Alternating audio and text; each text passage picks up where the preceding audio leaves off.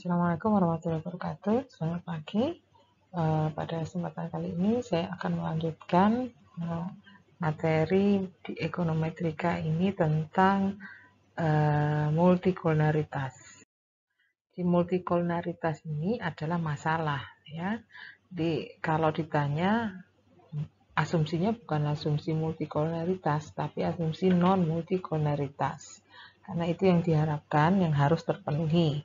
Sedangkan multikulturalitas sendiri ini adalah masalah yang terjadi ketika di antara variabel-variabel prediktor yang kamu gunakan di dalam analisis regresi, terutama regresi linear berganda, itu ada hubungan linear. Ya, ada multikulturalitas sempurna, ada nanti yang tidak sempurna. Yang sempurna yang bagaimana? Ini saya tunjukkan bahwa ketika kamu akan membuat model Y sebagai fungsi dari X2 dan X3 dengan 3 parameter, beta 1, beta 2, dan beta 3, X3 itu ternyata berbentuk seperti ini. Dia sangat atau benar-benar fungsi dari X2. Sebagai contoh, misalkan saya punya X3, delta satunya itu saya ganti angka 2, delta 2-nya saya ganti angka 3 ini. Ya, maka jika saya punya X2 contoh saja yang bernilai 1, X3-nya pasti 5. X2 bernilai 2, X3-nya pasti 3 kali 2, 5. 5 tambah 2, 7, dan seterusnya. Itu adalah multikulturalitas sempurna. Nah, secara matematis, adanya multikulturalitas sempurna itu mempengaruhi model, ya. Lihat, ini model yang tadi, yang ingin kita bentuk, yang aslinya ingin kita bentuk. Tapi ketika X3 itu saya substitusi dengan hubungannya dengan X2, yang tadi delta 1 plus delta 2 X2, maka pada akhirnya, ya, beta intercept itu sebenarnya terdiri dari yang beta 1 semula plus yang dari sini, beta 3 plus delta 1. Kemudian slope akhirnya hanya ada bagi X2 saja, karena variabel X3 sudah kita substitusi, yang merupakan gabungan dari beta 2 dan beta 3 kali delta 2. Ya, bisa saya sederhanakan bahwa Y-mu itu sebenarnya fungsi dari X2 saja dengan parameter V1 dan V2, di mana V1 dan V2 itu ada unsur betanya, ada unsur deltanya. Ya, nanti bisa saja kamu data yang kamu punya X2 dan Y itu dipakai untuk menduga V1 dan V2 secara OLS. Yang nantinya dipakai untuk, karena tujuan utamanya adalah memperoleh beta 1, beta 2, dan beta 3. Itu tujuan utama. Tapi bisa saja kita memakai perantara ini. Ya, karena V1 itu beta 1 plus beta 3 delta 1, V2 beta 2 plus beta 3 delta 2. Nanti V1 dan V2 bisa kita duga dari data, dengan data. Ya, seperti ini misalkan, V1 topi diperoleh, V2 topi diperoleh, nanti angkanya dipakai untuk menduga yang di kanan. Nah, di kanan ini semua tidak diketahui. Ya, beta 1 tidak tahu, beta 3 tidak tahu, beta 2 tidak tahu, delta 1, delta 3, berarti ada berapa tuh? 3, 1, 2, 3. Oh, deltanya tahu, maaf. Deltanya tahu. Delta ini tadi info dari kasus yang awal, ya, yang saya contohkan tadi, misalkan ini tadi sama dengan 2 plus 3 X2 itu tadi loh, misalkan, ya. Ini delta satunya 2, delta ini delta 3 atau delta 2 ya? Delta 2-nya 3. Itu di situ akan ada angkanya. Yang enggak ada angkanya itu beta 1, beta 2, dan beta 3 saja, ya. Ada 2 persamaan, ada 3 tidak diketahui, ya, 3 yang tidak diketahui. Nah, di sini tidak mungkin toh kamu memperoleh 3 yang tidak diketahui tadi untuk hanya dari 2 persamaan. Jadi tidak ada solusi unik dari cerita kita tadi. Pengennya dapat beta 1, beta 2, beta 3, karena ada kolerasi multikulturalitas sempurna. Pada dasarnya sebenarnya Y-mu itu hanya tergantung pada X2 saja. Karena hanya pada X2 saja, parameter yang bisa diduga nanti hanya V1 topi dan V2 topi. Ya, ketika diusahakan untuk mendapatkan kembali beta 1, beta 2, dan beta 3, alatmu cuma 2 persamaan, padahal ada 3 yang tidak diketahui. Jadi di sini kasusnya, ketika ada multikolonialitas sempurna tidak diperoleh solusi unik bagi penduga parameter. Solusinya bisa lebih dari satu, ya, pakai permisalan dan lain-lain. Kan nggak enak jadinya, ya. Bukan solusi yang kita harapkan. Nanti efek ini akan sesuai dengan cerita berdasarkan struktur matriks yang bermasalah akibat ada satu kolom yang merupakan fungsi linear dari kolom yang lain. Nah, ketika ada masalah multikolaritas, itu matriks X-mu, ya, matriks X-mu isinya kan konstan 1 1 1 1. Terus tadi contoh ke saya misalkan X2 isinya 1 2 3 dan seterusnya 4. Misalnya saya hanya punya 4 pengamatan. Dengan bentuk X3 sama dengan 2 plus 3X2, maka yang di sini kan tadi jadi 5 7 berapa? 1 3 kali 3 kali 1, 3 kali 2, 6, salah ya saya, 6, 8, misalkan, ini misal aja ya, 8, kemudian 3 kali 3, 9, 9 tambah 2, 11, dan seterusnya. Maka, apa yang ada di kolom 2 itu adalah kelipatan dari yang di kolom 3. Itu masalah multikolonialitas. Sehingga matriks X aksen X yang nanti kita pakai sebagai bahan untuk mendapatkan beta topi itu berubah menjadi matriks singular. Matriks singular itu masalahnya nanti ketika dicari determinan nilainya 0. Ya. Determinan dipakai untuk mencari inverse. Ya, ini rumus inverse. Karena posisi determinan ada di bawah sini, maka 1/0 kali apapun ya menjadi tidak bisa didefinisikan. Ya, ini masalah ketika terjadi multikolonialitas sempurna. X aksen X butuh dipakai untuk menduga beta topi ya, dalam bentuk inverse, padahal determinannya 0. Inverse menggunakan superdeterminan. Ya. Jadi tidak dapat ditentukan solusi. Kalau dari ilustrasi yang sebelumnya, dengan model ketahuan bahwa di situ nanti akan ada lebih dari variabel yang lebih banyak daripada persamaannya. Variabel yang dimaksud itu parameter yang ingin diduga banyaknya ya lebih banyak daripada banyaknya persamaan. Jadi di sini tidak dapat ditentukan solusinya. Kalau pada real prakteknya itu yang lebih sering terjadi yang ini ya, multikolonialitas tak sempurna, di mana ini X3 ada hubungannya dengan X2, tapi nanti di sini ada tambahan unsur galat acak, ya. Random aja, tambah bilangan random yang tidak sama dengan 0, bisa plus, bisa minus. Jadi X3 itu kadang di atasnya X2, di bawahnya X2 dengan kisaran perbedaan tertentu. Ya, perbedaannya itu berasal dari galat. Jadi nggak sama persis, ada bedanya.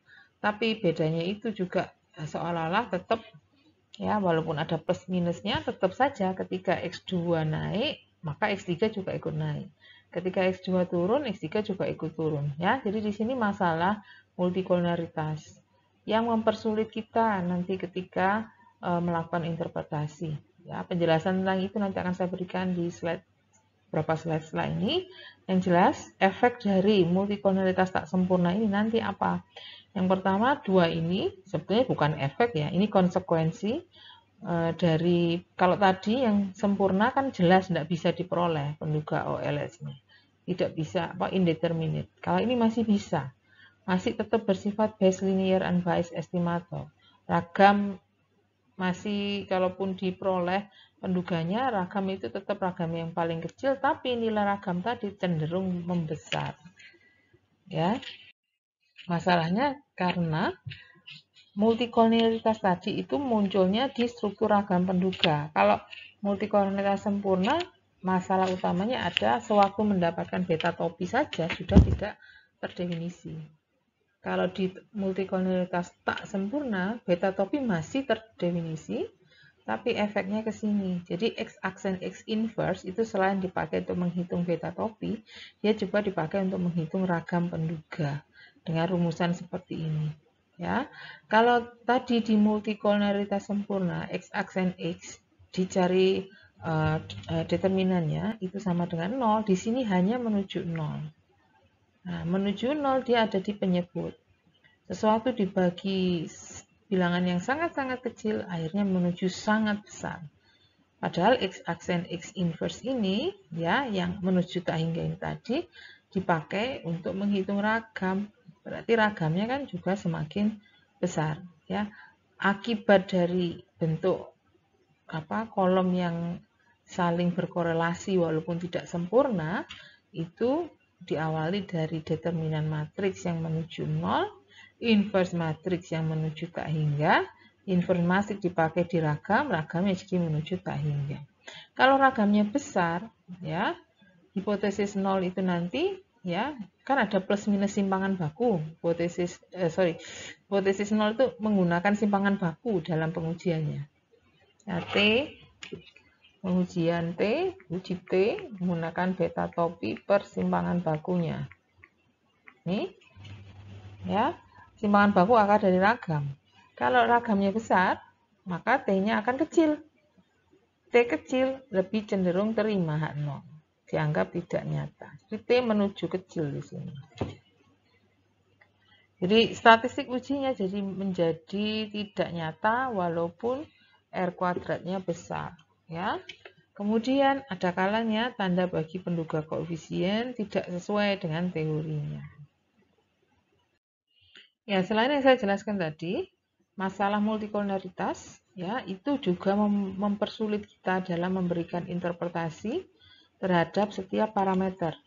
Jadi kalau kamu ingat ya, ketika saya membahas regresi linear berganda, ketika kita menginterpretasikan beta 2 saja, beta 3 saja, itu kan asumsinya ya, beta 2 itu efek perubahan terhadap Y akibat X2 yang berubah. Beta 3 ya, efek perubahan terhadap Y akibat perubahan X3. Nah, sekarang kalau terjadi multikolonialitas ya, X2 berubah, itu berarti X3 juga mengalami perubahan. Jadi kalau saya ngomong beta 2 itu adalah efek perubahan Y akibat X2 yang mengalami perubahan, tadi lupa, dengan syarat X3 tetap, itu tidak mungkin toh kita lakukan.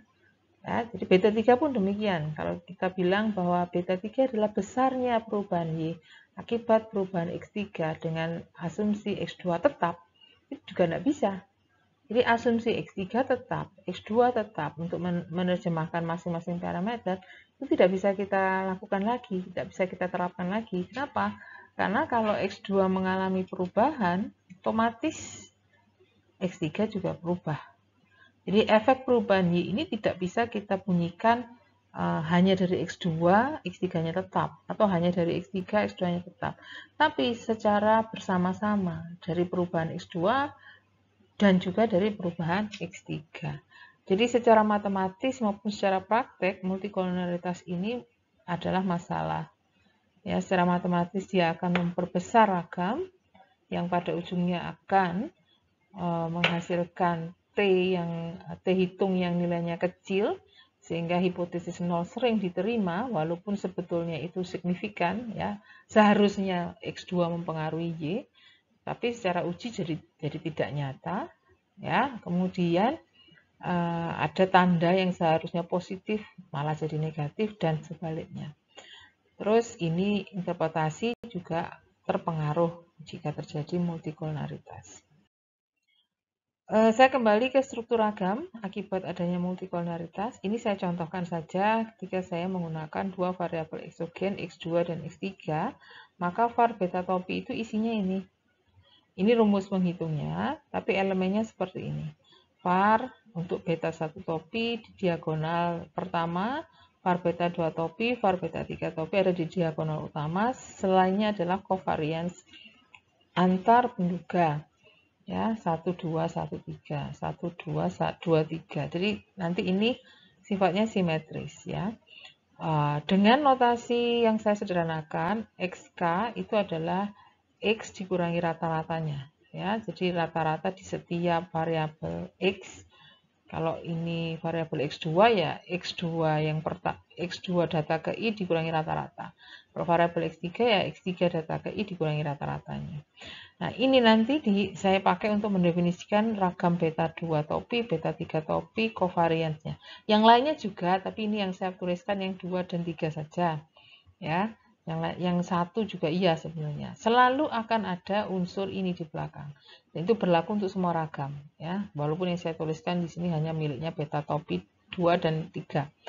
1 min R kuadrat 23, 1 min R kuadrat 23, 1 min R kuadrat 23, ini ada namanya sendiri. Ya, 1 per 1 min R kuadrat 23 ini dinamakan sebagai variance inflation factor. Jadi unsur itu tadi selalu ada di setiap ragam yang dalam bentuk perkalian. Jadi unsur yang depan kali ini, ya. Padahal nilai ini makanya dinamakan inflasi karena dikalikan. Faktor ini adalah faktor pengali. Faktor pengali yang ya jika R-nya 0, maka VIF ini 1, nggak ada pengaruhnya terhadap ragam yang selain suku ini ya. Itulah ragam yang sebenarnya jika tidak terjadi multikolaritas. Tapi kalau ada multikolaritas sempurna, ini 1, ya, maka VIF ini sampai menuju tak hingga. Sangat besar akhirnya ragamnya. Kalau 1 sebenarnya sih nggak mungkin ya, jarang terjadi. Kalaupun ada, jika kamu pakai software selalu juga beri warning, nggak bisa dihitung itu, beta topinya nggak bisa dihitung. Tapi ini ilustrasi saja.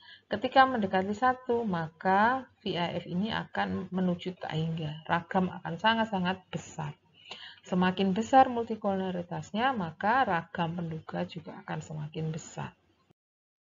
Ini tadi ya, kalau variabelnya hanya 2, X2 dan X3, kamu boleh pakai ini R itu adalah rumus korelasi antara X2 dan X3 yang dikuadratkan. Jadi R kuadrat 23 adalah korelasi antara X2 dan X3 yang dikuadratkan.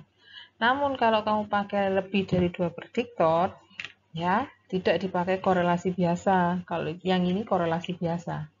Nah, kamu gunakan koefisien determinasi dari regresi auxiliary. Regresi auxiliary itu adalah regresi ya yang tiruan ya, regresi yang bukan sebenarnya dipakai dalam pemodelan.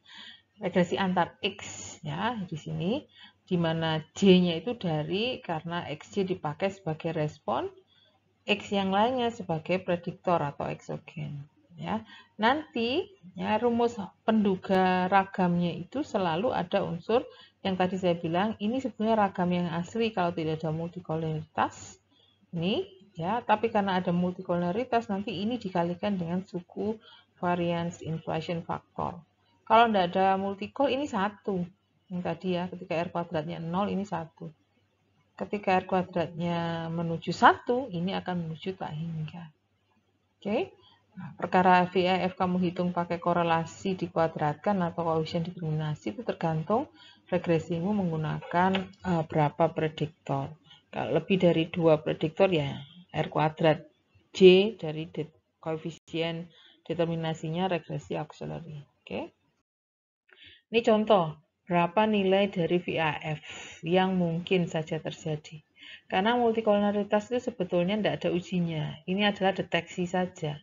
Ya, VIF itu bukan pengujian. Kalau pengujian kan harus ada 0 kriteria pengujian. Ini hanya ada besaran angka yang dikategorikan terjadi multikol atau tidak pada taraf tertentu, pada angka-angka tertentu. Jadi kamu lihat sewaktu koefisien determinasinya 0, VIF itu 1. Ya, yang tadi yang saling bebas tadi. Nggak ada korelasinya. Aman, ragamnya tidak terinflasi. Ketika R kuadrat setengah, hitung di sini rumusnya VIF-nya akan 2. Loh, ada faktor pengali 2.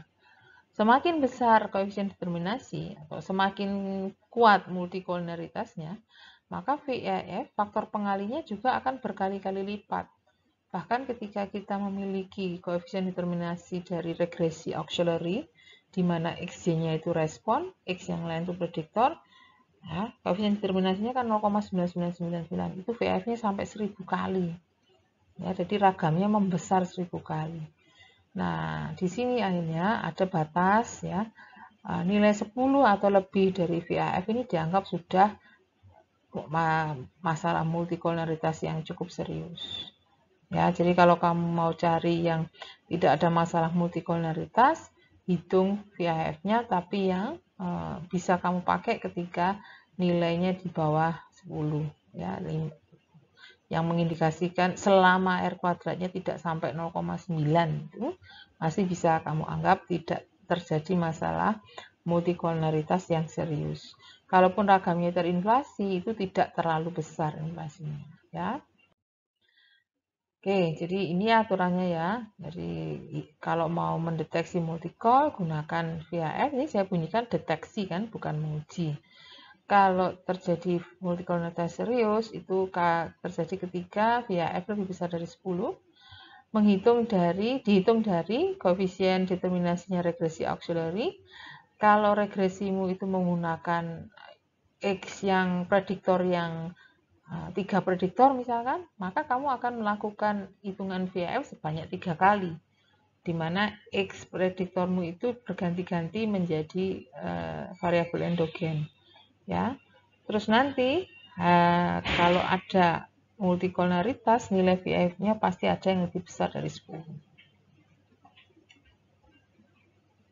Ini saya berikan contoh untuk regresi dengan dua variabel prediktor atau dua variabel eksogen, ada X2 dan X3. Ya. Sebelum saya melakukan analisis regresi, saya membuat dulu korelasi antara membentuk matriks korelasi antara X2, X3 maupun Y. Dari sini kelihatan bahwa yang di diagonal ini korelasi dengan dirinya sendiri pasti satu ya. X2 dengan X3 korelasinya 0,9999. X2 dengan Y 0,85. X3 dengan Y 0,857 ya. Ini hampir mirip besarannya. Jadi di sini sebetulnya ada informasi bahwa Y itu dipengaruhi secara positif oleh X2 maupun oleh X3. Jadi nanti kalau kita bentuk regresinya, parameter dari X2 dan X3 ini seharusnya positif karena korelasinya positif. Tapi ada masalah di sini, X2 dan X3 ternyata mempunyai korelasi yang paling besar dari semua kemungkinan pasangan variabel di sini. Oke, jadi antar X berkorelasi positif, kedua X juga berkorelasi positif dengan Y-nya. Apa yang terjadi jika kita menemui masalah seperti itu? Di sini saya mencoba melakukan regresi full ya dengan lengkap dengan kedua variabel yang berkorelasi tadi. Yang pertama, ini hasilnya. Bisa kamu lihat ya. R kuadratnya lumayan tinggi ya, tapi di sini uji parsial menunjukkan bahwa parameter X2 dan parameter X3 ini tidak signifikan, tidak nyata. Kemudian tandanya, tadi kan seharusnya positif semua ya. Di sini kok ada yang negatif, berarti kan nggak cocok. Ya, jadi tandanya seharusnya Y dan X2 itu berhubungan positif, di sini negatif. Yang X3 betul. Nah, sebenarnya ini adalah fenomena akibat adanya multikolaritas tadi. Jadi P-value besar karena T-nya kecil. T kecil disebabkan karena ragamnya besar. Ragam besar ini disebabkan karena inflasi akibat pengali dari korelasi tadi. 1 min R kuadrat J tadi. Jadi efek dari ragam ya yang terinflasi itu jatuhnya ke uji parsial yang jadinya tidak signifikan. Ya, tanda juga jadi nggak cocok. Gitu. Oke. Kemudian semua ini sudah saya tandai fakta-faktanya yang menunjukkan sebab akibat dari multikolaritas.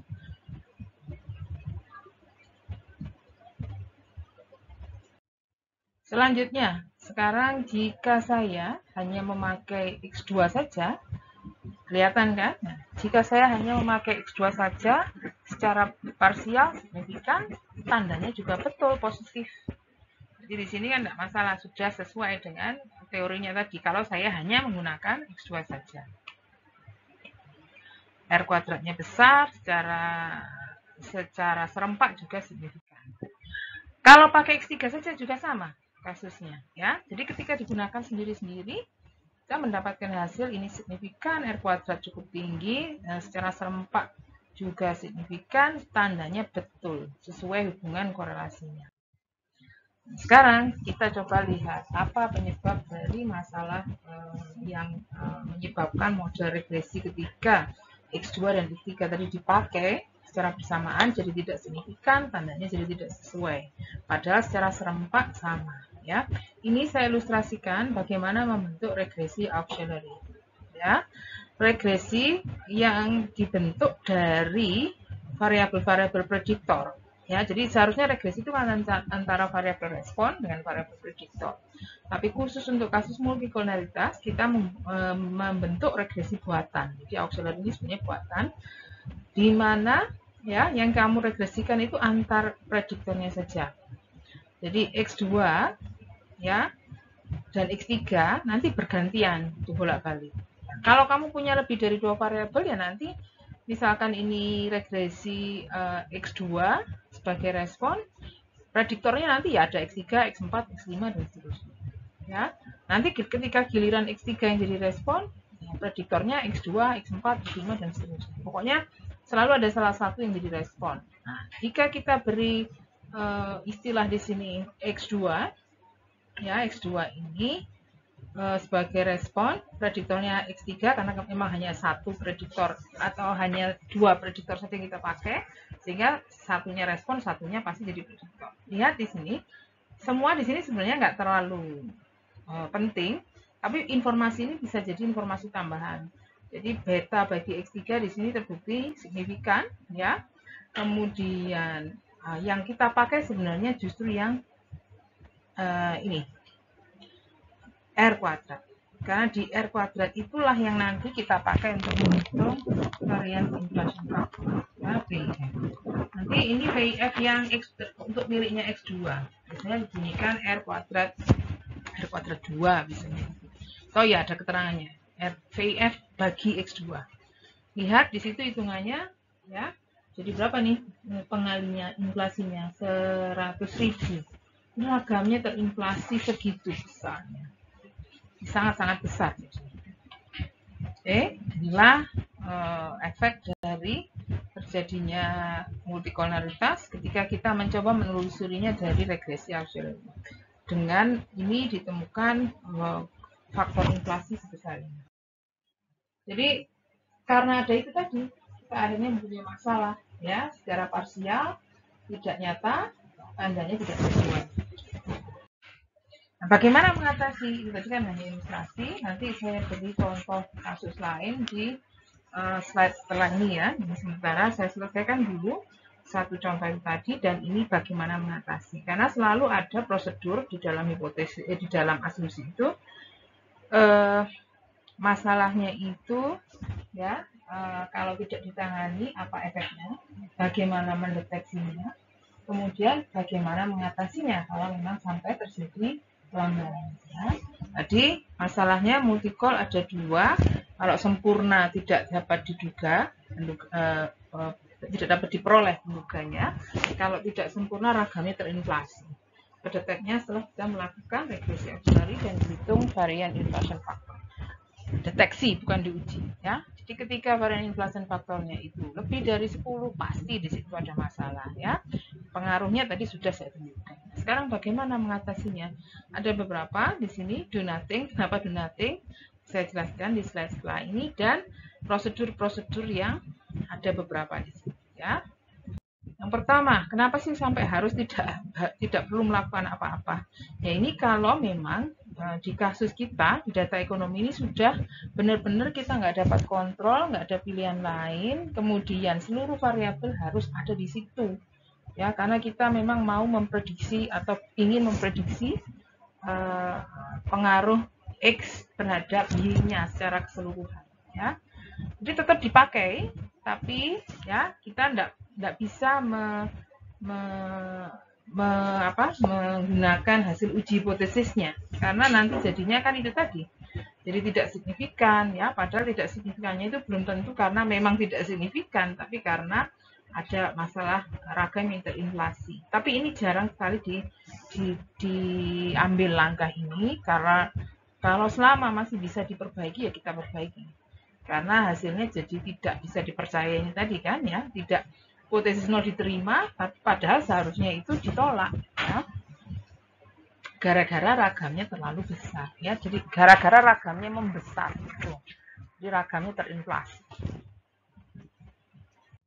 Yang kedua, bisa kamu gunakan informasi lain, informasi yang sudah ada sebelumnya. Sini contoh, misalkan orang ingin memprediksi ya konsumsi sebagai fungsi pendapatan dan kekayaan. Orang tahu semakin pendapatannya besar akan semakin kaya. Jadi X2 di sini sudah pasti berhubungan, berkorelasi dengan X3. Nah, kenapa harus ada dua-duanya di sini ya? Mungkin secara teori ekonomi kita ingin berusaha memprediksi seberapa besar sih efek kekayaan terhadap pendapatan, seberapa besar sih efek konsumsi terhadap pendapatan gitu ya. Nah, di sini akhirnya ada pendekatan menggunakan penelitian yang sudah dilakukan orang. Jadi penelitian yang dilakukan sebelumnya itu sudah tahu ya kalau ya, perubahan kekayaan, efek perubahan kekayaan terhadap perubahan konsumsi itu 1/10 dari efek perubahan pendapatan terhadap perubahan konsumsi. Ya. Kalimat yang pertama ini bunyinya adalah beta 3. Kekayaan kan beta 3. Kalimat yang ini, perubahan pendapatan terhadap perubahan konsumsi, itu beta 2. Ya, sehingga di sini saya bisa beri statement, beta 3 itu saya sudah tahu nilainya pasti 1/10-nya beta 2. Nah, di sini akhirnya kita lakukan sesuatu, ya, transformasi di sini. Jadi beta 3-nya saya ganti dengan 0,1 beta 2. Setelah itu dijadikan 1, ya, beta 2, di sini X2 plus 0,1 X3. Jadi seolah-olah kamu hanya menduga 2 parameter saja. Variabelnya hanya satu prediktor, seolah-olah hanya satu prediktor X, responnya Y, padahal X ini adalah kombinasi dari pendapatan dan kekayaan dengan bentuk seperti ini. Bentuk ini tadi diperoleh dari yang X. Oke, itu a priori information. Jadi kita punya penelitian orang yang menyatakan bentuk hubungan antara kedua parameter. Tuh. Nanti ya, kalau sudah diperoleh, kamu kan regresinya antara Y dan X saja. X-nya adalah kombinasi dari pendapatan dan kekayaan tadi.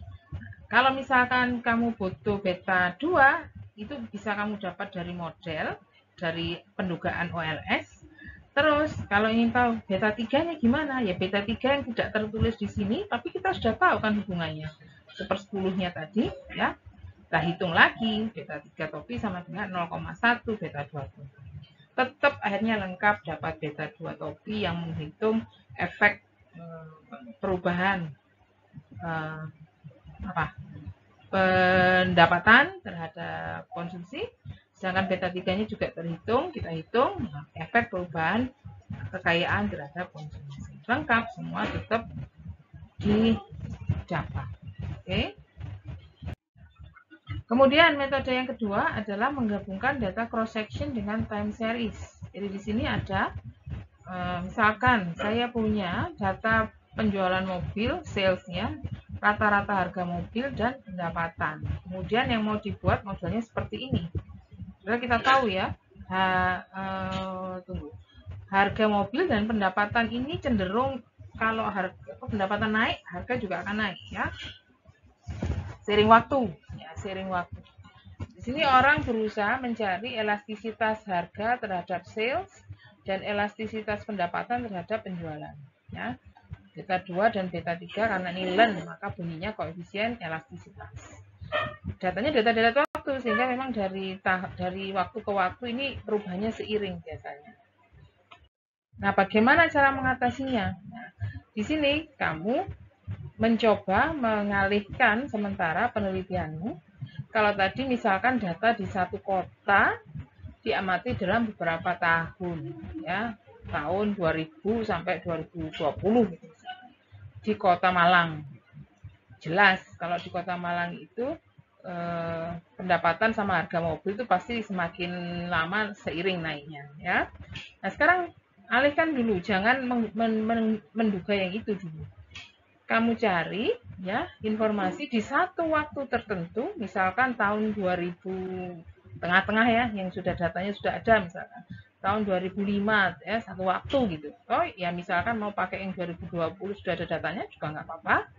Kamu pakai tapi di wilayah yang lebih banyak, di cross unit cross section yang lebih banyak, di beberapa kota mungkin ya, di beberapa kota, sehingga kamu punya data pengamatan I sama dengan 1 sampai N untuk seluruh variabel tadi. Punya variabel sales di kota 1 sampai kota ke N, punya variabel pendapat price ya, harga mobil di kota 1 sampai kota N, punya informasi tentang pendapatan penduduk di kota itu, ya, kota I1 sampai dengan N. Itu diamati di satu periode waktu. Nah, di sini asumsinya pendapatan dan harga kalau diamati di satu periode waktu itu tidak terlalu berkorelasi. Jadi di sini harapannya kalau cross section ya, harga kan tidak terlalu banyak berubah. Ya, tidak terlalu banyak berubah nih P-nya, sehingga walaupun ada perubahan di pendapatan ya seolah-olah tidak ada pola. Kalau yang time series tadi pasti ada polanya, ya. Nah, di sini kamu juga ini semua, kamu lakukan OLS pada ini, kamu lakukan OLS pada model ini ya dengan data cross section, terus hasilnya nanti kan dapat beta 1 topi, beta 2 topi, beta 3 topi. Yang dipakai nanti beta 3 topi saja, itu dimasukkan ke model yang time series. Jadi di sini jadi konstan toh, beta 3 topi ini jadi konstan. Ya, konstanta yang bergandengan dengan learn income. Kalau konstan, nanti dia akan dibawa ke ruas kiri. Digandengkan dengan learn YT yang memang konstan juga, yang data yang sudah kita ketahui. Jadi ini seolah-olah semuanya jadi data karena beta 3 topi sudah diketahui. Ya, jadi kamu regresinya antara ini dihitung dulu jadi transformasi, saya beri nama YT bintang. Yang kanan tinggal learn P saja variabelnya. Sudah, beta 1 topi dapat, beta 2 topi dapat, tapi konsepnya tanpa melibatkan variabel I ya, karena variabel I-nya itu di merge di sini. Dipakai untuk melakukan transformasi dari responnya sales tadi dengan bentuk seperti ini, diboboti dengan beta 3 topi yang sudah diperoleh dari informasi data cross section. Gitu. Ya. Jadi seolah-olah kita meminjam. Sama, ini prinsipnya sama seperti prior information. Tapi kalau prior information tadi kan dari penelitian orang. Kalau di sini dari pendugaan model yang beda unit pengamatannya. Karena dari unit pengamatan yang ini dianggap tidak ada multi korelasi antara dua variabel prediktor yang digunakan. Bagaimana dengan interpretasinya nantinya? Interpretasinya tetap seperti biasa, tapi beta 3 topinya yang kita pakai adalah yang dari sini. Ya, yang diinterpretasikan yang ini tetap. Beta 1 topi dari sini, beta 2 1 topi dari sini, yang mengukur elastisitas dari harga. Kalau elastisitas income terhadap sales, pakai yang beta 3 yang dari sini tadi, karena itulah yang dipakai di pendugaan parameter. Oke, sekarang metode yang satunya adalah membuang salah satu variabel yang berkorelasi. Cuman masalahnya nanti jika memang ya harus ada di dalam model, kamu akan mengarah ke masalah baru via spesifikasi. Nah, nanti kalau memang semuanya harus ada di dalam model, walaupun nggak saya jelaskan di mata kuliah ini, kalian bisa baca ya, ada yang namanya ridge regression. Nah, regresi ridge, regresi yang berusaha mengatasi adanya multikolaritas itu dengan bobot tertentu, ya, ada konsep tertentu untuk menghilangkan multikolaritas tanpa harus menghilangkan variabel yang berkorelasi, ya. Nah, kalau tujuannya memunculkan masalah baru ya harus gunakan dua-duanya. Tapi kalau misalkan tidak, ya boleh kamu buang salah satu. Kita gunakan dua-duanya ini ya dengan catatan kita menghadapi masalah yang tadi ya, ketika seharusnya signifikan jadi tidak signifikan, akibat raganya yang terindikasi. Ini saya sarankan, jika memang tidak bisa dibuang, saya sarankan kamu memanfaatkan konsep regresi range. Ini transformasi, tapi transformasi ini sebetulnya arahnya ke data time series ya. Nah, nanti di ekonometrika lanjut kita banyak berhubungan dengan regresi yang berhubungan dengan data derat waktu yang punya sifat sendiri sebenarnya. Nah, di sini ketika kamu berusaha menduga konsumsi sebagai fungsi dari pendapatan dan kekayaan, ya pada satu waktu tertentu hubungannya nanti anggapan kita adalah sama dengan yang terjadi di T, ini yang terjadi di satu periode waktu sebelumnya. Kemudian supaya multikolonaritasnya tadi tidak terlalu besar, ya, tadi kan sama ceritanya. Seiring waktu pendapatan semakin naik, misalkan, maka kekayaannya seiring waktu juga akan naik. Ya, jadi pendapatan dan kekayaan seolah-olah bergerak. Di situ pendapatan naik, kekayaan juga naik. Nah, sekarang ini coba saya buat transformasi, istilahnya adalah transformasi difference kalau di analisis derat waktu. Variabel pendapatan tahun ini dikurangi variabel konsumsi tahun ini dikurangi variabel konsumsi 1 tahun sebelumnya. Pendapatan maupun kekayaan sama juga kita lakukan. Nah, namun di sini nanti akhirnya kita memperoleh model yang berdasar pada difference. Ya, delta YT, delta X2, delta X3. Harapannya nanti X2 dan X3 setelah dicari selisihnya itu tidak terlalu besar korelasinya. Saya bisa beri ilustrasi begini. Misalkan tadi X2, X3, ini T. 1, 2, 3, 4 gitu ya. Ketika X2-nya 2, ini saya buat random aja naik terus ya. 2, 4, 6, 8, udah biar gampang. X3-nya juga ikut naik ya. Naiknya misalkan nggak harus kelipatan. Naiknya jadi misalkan ini 3, ini naiknya jadi 3,9, ini jadi 7. Nah, 8-nya misalkan berpasangan dengan 7,8 misalkan ya. Di sini kan kelihatan kalau misalkan itu kamu gambarkan, maka ini sumbu X2, ini sumbu X3, 2 dengan 3. Terus kalau di sini ya 2 dengan 3. Kalau di sini 4 ya dengan ikut naik juga. Sewaktu 3, 4, 5, 6 naik dengan 7. 8 dengan naik lagi. Jadi polanya akan pola seperti ini. Ya, naik terus. X2 naik, X3 juga ikut naik. Tapi perhatikan, jika kita membuat delta X2 di sini, maka yang kamu hitung pasti berkurang 1 angkanya, karena munculnya baru ada di sini. Ya, di waktu yang pertama tidak akan ada delta X2, karena 2 dikurangi dengan apa? Kan tidak bisa. Adanya baru di sini. 4 kurangi 2, 2. 6 kurangi 4, 2. 8 kurangi 6 juga 2. Kebetulan tadi saya buat selisihnya 2, 2 terus ya. Yang delta X3, 3,9 kurangi 3, jadinya 0,9. 7 kurangi 3,9 itu berapa? 7 kurangi 3,9. 10 kurangi 9, 1. 6 kurangi 3, 3,1 ya, 3,1. 7,8 kurangi 7, 0,8. Nah, di sini kalau itu kamu plotkan antar delta X2 dan delta X3, hasilnya akan ya tidak berpola ya. Kebetulan contoh saya kurang baik karena delta X2-nya selalu 2. Ya, 2.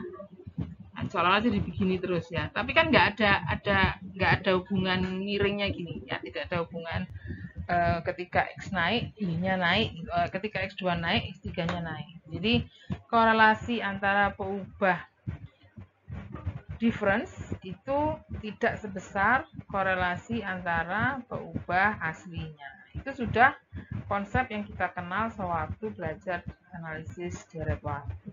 Ya, kita terapkan di sini. Oke. Nah, masalah solusi yang terakhir adalah dengan melakukan tambahan data baru. Ya, ini biasanya jadi diambil ketika memang multikolonaritas itu terjadi pada sampel yang kita ambil terlalu kecil, ya. Jadi kalau sampel yang kita ambil terlalu sedikit, kita bisa mencoba mengurangi efeknya dengan menambah ukuran sampel. Nah, alasannya di sini. Karena ragam, tadi kan masalahnya ragam ya kalau multikolonaritas, ya. Ragam penduga itu strukturnya begini. Kalau ini tidak bisa diperbaiki, ya tidak bisa ini tadi seper ini kan ini seper 1 min R kuadrat 23 ini kan jadinya VAF yang menyebabkan ragam besar. Ya, kalau ini tidak bisa diperbaiki, maka kita coba merubah dari yang ini. Ya, sigma X2I kuadrat ini nilainya akan semakin besar ketika kita menambah ukuran sampel. Jadi kalau bilangan yang sudah besar, kita coba bagi dengan bilangan besar, kita lawan dengan bilangan besar lainnya, harapannya akan imbang. Jadi ragamnya tidak lagi sebesar sebelumnya. Ya, oke. Untuk teorinya saya cukupkan. Simpan pertanyaan untuk sesi diskusi via Zoom. Saya akan tunjukkan materi selanjutnya yang berhubungan dengan pendeteksian multikolonaritas ketika kita berhadapan dengan data. Oke, atas perhatiannya terima kasih. Assalamualaikum warahmatullahi wabarakatuh.